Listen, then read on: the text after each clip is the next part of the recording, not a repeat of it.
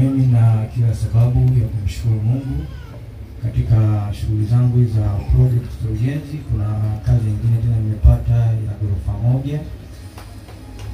Usipige makofi sasa.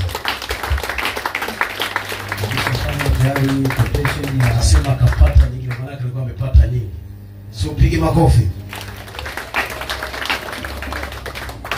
Namshukuru Mungu sana. Ndio.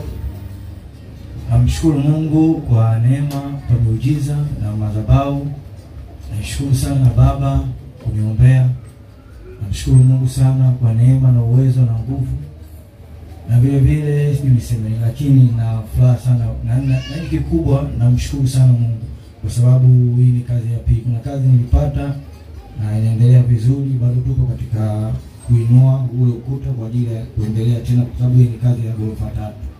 Kwa hiyo inaendelea na kuna kazi nyingine tena nimepata. Kwa hiyo na vile namshukuru Mungu, na nimeshafanya quotation tayari kwa ajili ya foundation na quotation nyingine kwa ajili ya kunyanyua. Kwa hiyo tunaendelea.